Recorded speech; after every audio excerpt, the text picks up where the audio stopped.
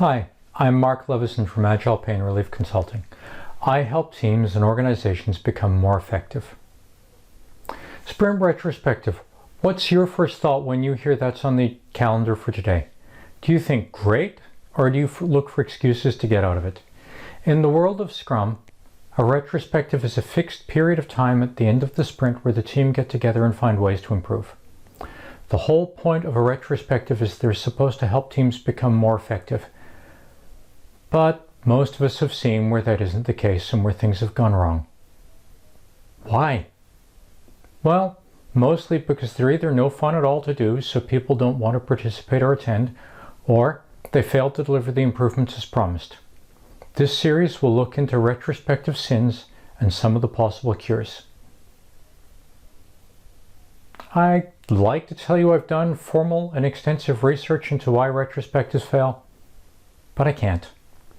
Instead, my expertise comes from over 20 years of working with Agile teams, participating in their retrospectives, facilitating them, and watching others do the same. I've seen the mistakes that others make, and I've made plenty of my own as well. That's my extensive and effective research on retrospectives and why they fail. Our first sin is boring retrospectives. Ugh. Do I have to sit through another one of those? Here's the thing. Many seem to think that a retrospective consists of asking 3 specific questions. What went well last sprint? What didn't go well? What improvements would we like to make next sprint?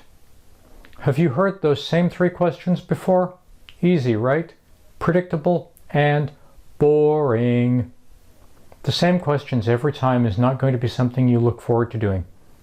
As a bonus, you probably also hear the same or similar answers every time, which isn't going to help you learn anything new. You're likely to only find the same surface problems, the same few every time. So even if you could suffer through the boredom, it's not even an effective way to get useful improvement in your team. I can hear you then. Okay, Mark, what's the solution? Well, let's start with the obvious. Please stop using those 3 questions as the foundation of every retrospective. There are countless different activities you can run in a retrospective, and a good facilitator will learn how to read the team's mood and pick one that will match the energy in the room that day. Okay, so how do we solve boring retrospectives? Well, start. Give them a structure. Step 1. Set the stage. Do a short warm-up activity to invite people to be in the room. Help them switch gears from their last activity. Step 2. Gather data. Take note of what happened in the sprint. Without judgment, what stories were completed? Which ones weren't? What did we celebrate? Were there interruptions in the sprint?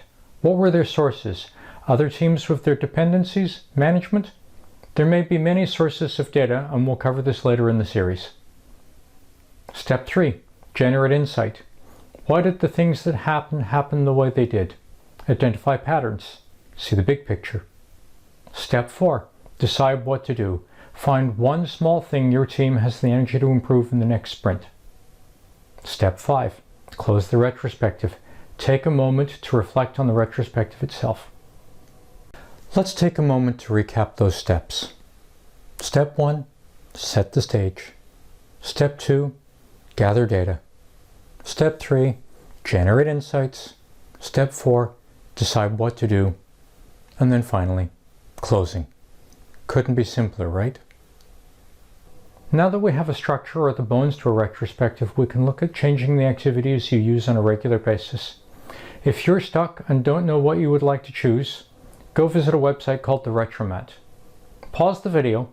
I'll wait right here until you get back.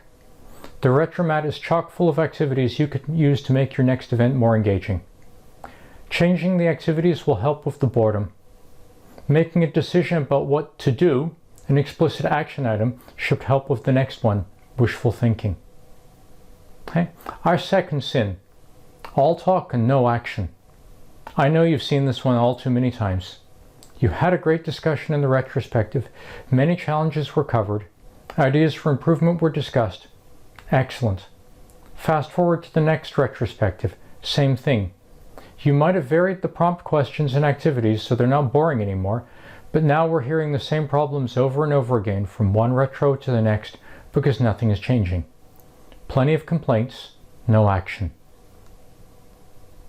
Some teams call this nothing ever gets better around here. Without taking action, next sprint's problems are going to look a lot like last sprint's problems. The cure. Block out some time every retrospective. Take at least 20 minutes to explore one area the team would like to improve. Focus the conversation on creating a single action item that the team can improve on. Join us for our next video where we will cover the sins of wishful thinking and heroism. Do you need more depth right now on retrospectives and how to do them well? Click the note beside me to download your guide to effective retrospectives. Thanks. See you next time.